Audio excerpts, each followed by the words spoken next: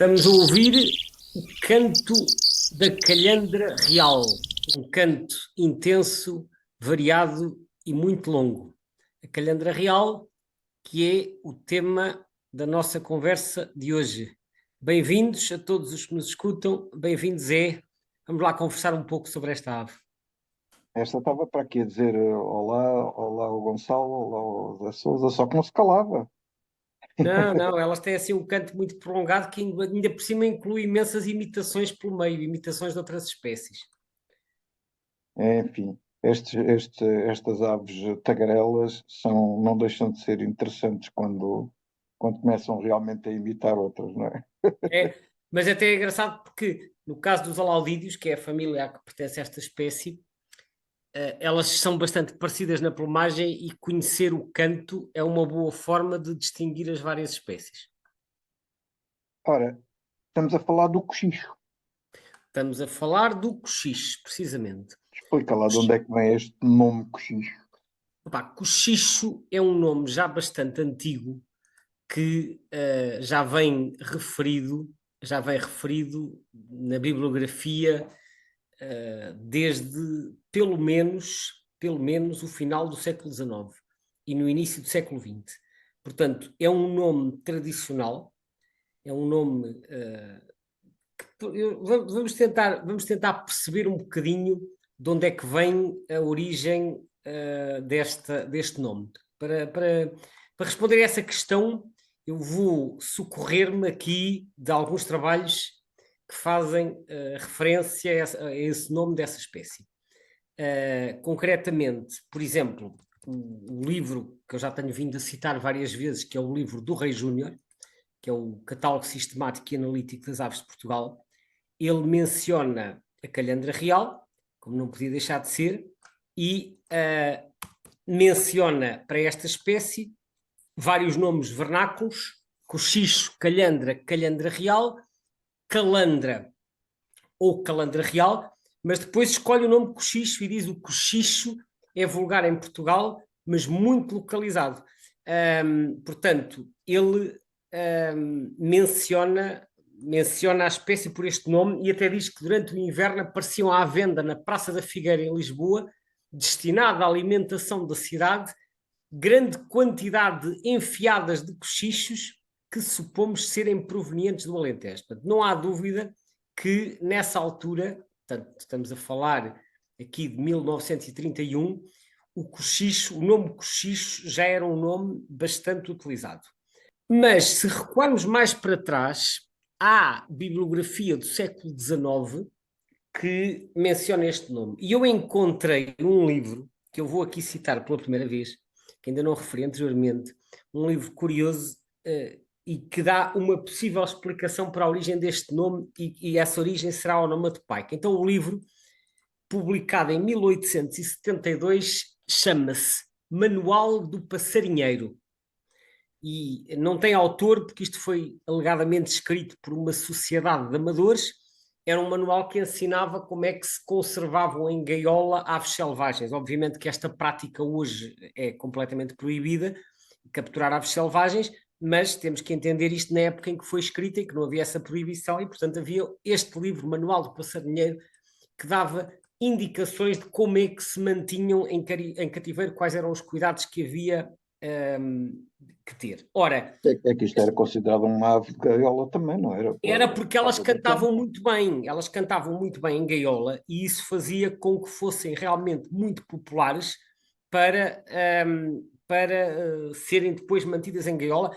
Aliás, há autores do século XIX, por exemplo, havia um inglês que fez vários trabalhos sobre as aves de Portugal, que era o reverendo Smith, não me recordo agora o primeiro nome dele, e o Smith, em 1868, ele escrevia que o cochicho era, portanto, que era comum, era comum no país e que era a ave de gaiola mais apreciada pelos habitantes das vilas e das aldeias por ser uma excelente cantora, a ponto de se poderem ver numa única rua dúzias de aves engaioladas.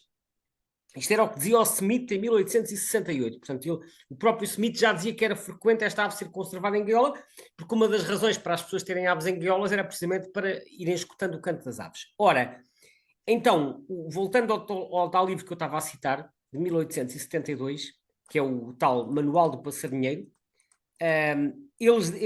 os autores, que, enfim, que, como eu disse, não estão identificados, referem a certa altura esta espécie também com o nome cochicho, e dizem a certa altura o seguinte: em Portugal, o cochicho é muito estimado não só pela variedade do canto, como pela facilidade com que repete quando canta, por 3, 4 e 6 vezes seguidas, a palavra cochicho. Ou seja, é como o cuco, né? Que é um nome onomatopaico que emula o canto do cuco. Portanto, certamente algumas destas aves faziam uma sequência de sílabas e que as pessoas, para recordar isso, criaram esta mnemónica cochicho.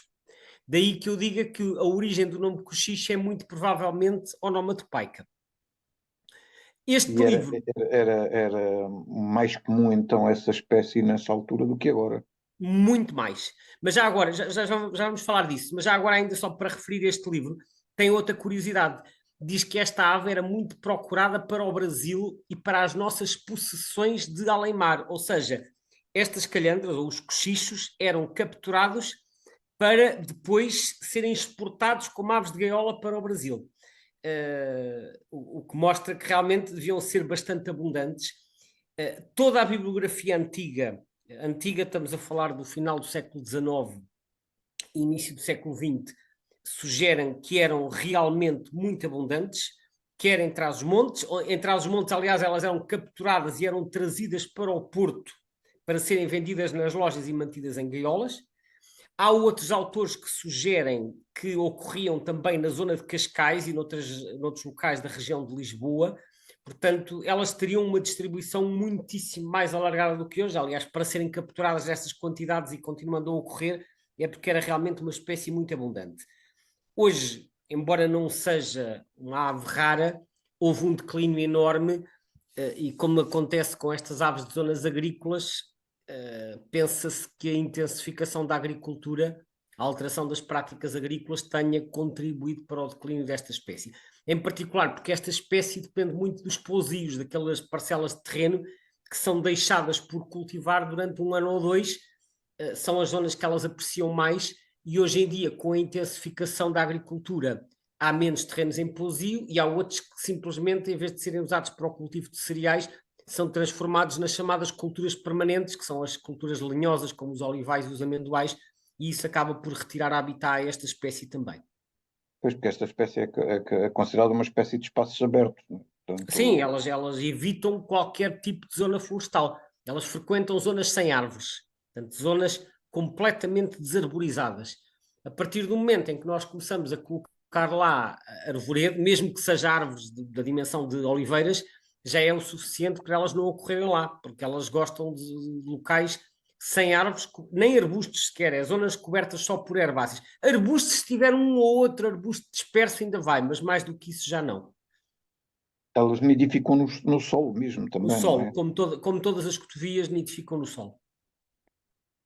Isto por acaso é uma coisa que sempre me tem uma certa confusão, a capacidade de espetar com os ovos no chão, mas realmente há muitas espécies que o fazem. Repara, quando é num campo de herbáceas, estou a falar de erva curta, vamos imaginar erva ali com meio palmo, por exemplo, mas um campo que é uma extensão enorme, que às vezes pode ter dezenas e dezenas de hectares, um ninho que está escondido no chão, e sobretudo se a ave, em vez de descer diretamente para o ninho, a terra, vamos imaginar, 10 metros ao lado e depois vai caminhando por entre as ervas, é uma forma de o ninho passar facilmente despercebido. Porque, a menos que alguém esteja mesmo no sítio, não vai conseguir encontrar o ninho. É claro que os ninhos que estão no chão acabam por estar muito expostos aos predadores terrestres, como raposas e javalis e afins, que localizam muitas vezes os ninhos com base no cheiro, e, portanto, são sempre alvo de predação. Mas os ninhos que estão em árvore também sofrem outros perigos, predação aérea, etc. Portanto, cada espécie desenvolveu a sua estratégia e estas espécies de terrenos abertos, normalmente a estratégia é nidificar no chão, beneficiando da camuflagem que lhes oferece a vegetação envolvente ou as características do terreno. Então, nos tempos que correm, ver esta espécie, quer uma visita aos Alentejos, não é? Essencialmente, embora a calhandra real ocorra noutros locais, elas ocorrem a norte do Tejo, nomeadamente na Beira Baixa, e localmente na Beira Alta, perto da fronteira, e até em Trás-os-Montes, no chamado Planalto Mirandês. Mas essas populações a norte do Tejo são muito reduzidas, e também há na Alzira do Tejo, ali perto de Vila Franca. Mas isso são populações periféricas, portanto, essencialmente onde elas estão é no Alentejo. No Alentejo, de resto, as outras populações são muito reduzidas. E no Alentejo estamos a falar da zona de planícies que ocorre principalmente no interior. Portanto, ali grosso modo, desde a zona de Alter do Chão, passando por Elvas, Évora e descendo até Castro Verde e Mértola. Portanto, é ao longo dessa faixa. Praticamente não há no litoral, porque o litoral é muito mais florestado, com exceção daquela populaçãozinha da Lesíria de Vila Franca, que já é no Ribatejo. Agora, sabe-se que no passado, para além de terem tido uma distribuição mais alargada a norte, por exemplo, em Trás-os-Montes, sabe-se que também ocorreu no Algarve, porque ainda há talvez 20 anos ou 30 ocorriam, por exemplo, na reserva de Castro Marinho, onde atualmente já não ocorrem. Portanto, houve uma contração da área de distribuição, aparentemente. No entanto, a espécie continua a ser razoavelmente comum. Ela, em termos de área, estamos mais ou menos esclarecidos, mas e em termos de época do ano? Elas são residentes, estão cá sempre, mas eu Estas tenho ideia que espécies. elas não, em termos de hábitos, digamos assim, são gregárias mais numa época do ano do que outra, não é? O que facilitará Sim, eventualmente a sim, isso observação. acontece com muitas espécies que são territoriais durante a época dos ninhos, mas juntam-se em bandos durante o inverno, mesmo que sejam residentes, elas não fazem grandes migrações, mesmo em Espanha, não há registros de grandes movimentos, portanto, elas são essencialmente sedentárias. Agora, como qualquer espécie, pode fazer movimentos assim um bocadinho de âmbito local, se quiseres, no inverno, juntam-se em bandos e andam à procura de alimento, e nessa altura, a partir do final do verão, inclusivamente, quando termina a época dos ninhos, elas começam a juntar-se em bandos que podem ter dezenas ou às vezes até, sei lá, uma ou duas centenas de indivíduos. Portanto, é normal juntarem-se em bandos e depois andam ali em busca de alimento. Eu acho que isto faz parte de certas estratégias que as espécies têm, porque eu acho que andar em bando ajuda a encontrar alimento e, por outro lado, ajuda a dar o alerta quando se aproxima um predador. Há muitas espécies que fazem isto. Quando chega a época dos ninhos, arranjam-se em casais e em territórios individuais talvez para conseguir explorar melhor os recursos que aí existem.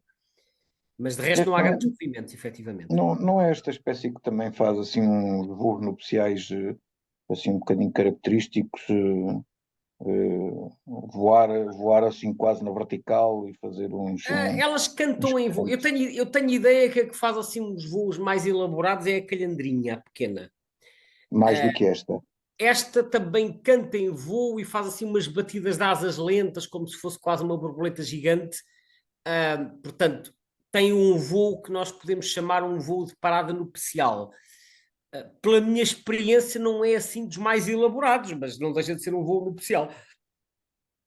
Uhum. Pois é, que também deve ser engraçado vê-las para fazer essa demonstração. Sim, e é sobretudo no início da primavera que elas cantam mais, portanto, estão ali a cantar ao desafio. Aliás, em certas zonas elas até, embora tenham os seus territórios individuais, elas ocorrem em densidades altas e de modo que é possível ouvir umas a responder umas às outras. Por exemplo, na zona de Castro Verde, que tem das densidades mais elevadas do país, elas ocorrem numa densidade de mais ou menos um macho por hectare, portanto ainda é assim uma densidade razoável, um macho por hectare. Mas estas densidades só se verificam em zonas com características muito boas. Tu referiste, portanto, a distribuição Portugal e Espanha, é uma ave de distribuição ibérica? Elas ocorrem, têm uma distribuição alargada na Península Ibérica, só não ocorrem na faixa euro-siberiana lá em cima no norte, mas não são exclusivas da Península Ibérica, porque depois estendem-se pelo Mediterrâneo fora, portanto, sul de França, Itália, Sardenha, Sicília, Balcãs e Grécia, Turquia, e vão pela Ásia fora até ao Cazaquistão. E também ocorrem no Médio Oriente e no Norte de África. Portanto, é uma espécie com uma distribuição razoavelmente alargada. Então, imagino que várias subespécies, como já tem acontecido noutras espécies que nós já vimos que têm sim uma distribuição alargada. Tem quatro, mas três delas têm uma distribuição relativamente restrita, porque há uma que é a hebraica, que ocorre no sul da Turquia, no noroeste da Síria, em Israel e Palestina.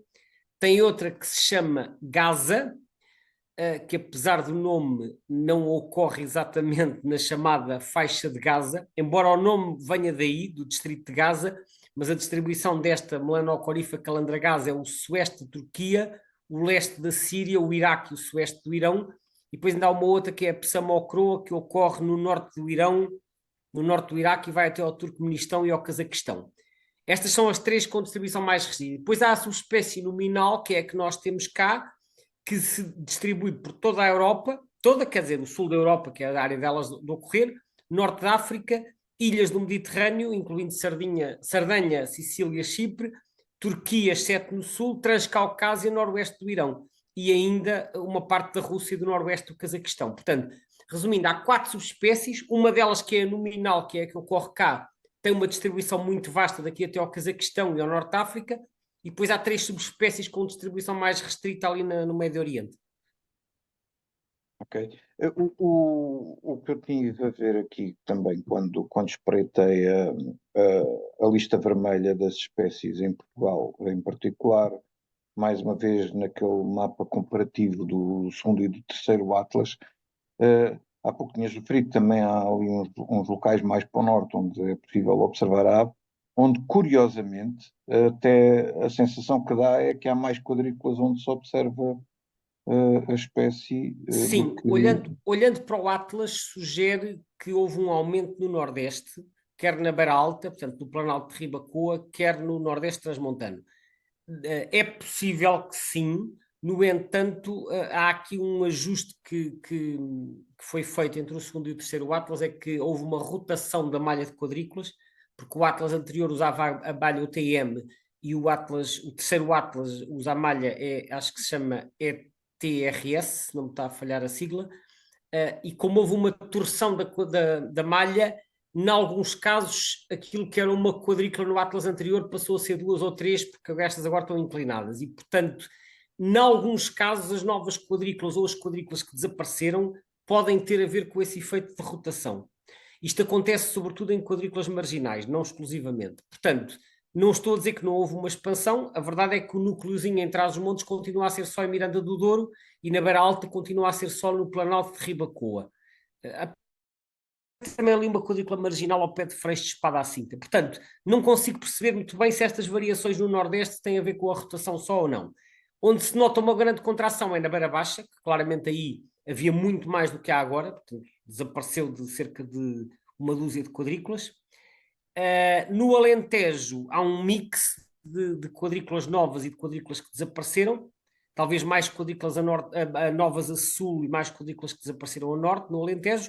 Na Lesíria do Tejo também há ali quadrículas novas e quadrículas que desapareceu, mais uma vez sugerindo um bocadinho ela que... por ela, não é? Sim, mas pode ter a ver com essa torção de... Quando há assim um grande equilíbrio no número de quadrículas na mesma zona, entre as novas e as que desapareceram, pode ter a ver com esta alteração de grelha, porque a correspondência... Repara o seguinte, as quadrículas do Atlas anterior eram numa malha diferente, e eu sei que o que foi feito pela equipa que trabalhou os dados para este Atlas, da qual eu não fiz parte, mas falei com pessoas que fizeram isto, é que foi feita uma correspondência dos dados do Atlas anterior para converter a malha anterior na malha deste Atlas. Só que a conversão às vezes teve que ser feita usando o centro da quadrícula anterior, que pode nesta malha ter ido parar na quadrícula ao lado, e depois neste Atlas a espécie já foi detectada numa quadrícula diferente. Não sei se me estou a fazer entender. Ou seja, exato. Com a conversão da grelha, houve aqui... É uma questão de geografia. É uma questão de geografia e da malha de quadrículas. Portanto, o que acontece é que com a alteração da grelha houve aqui ajustes que, em alguns casos, fizeram deslocar as observações do Atlas anterior para a quadrícula do Atlas. Portanto, a correspondência entre quadrículas nem sempre é exata. No entanto, mesmo estando nessa situação, que aparentemente ela está mais ou menos ela por ela, em termos das quadrículas onde desapareceu versus as quadrículas onde aparece, o estatuto de ameaça é de quase ameaçada. Bom, sim, é de quase ameaçada, e o que diz no PDF que acompanha o site é que, apesar da população não cumprir critérios que a coloquem numa categoria de ameaça, isso é expectável que venha a acontecer no futuro próximo, face à perda drástica de habitat favorável. E que, não tendo cessado a alteração das áreas de agricultura extensiva com perda de pousios, de que a espécie depende, admite-se que venha a ocorrer uma redução da população igual ou superior a 30% num período de 10 anos. Portanto, resumindo, o que isto diz é que se espera que a população venha a diminuir. Só que, por outro lado, isto não joga certo com o que está na página do Atlas, porque na página do Atlas diz que a tendência populacional é incerta. Ora, se a tendência populacional é incerta, apesar da diminuição de habitat que se tem verificado, é porque a espécie se tem conseguido adaptar às alterações de habitat. Pelo menos parece-me uma dedução lógica.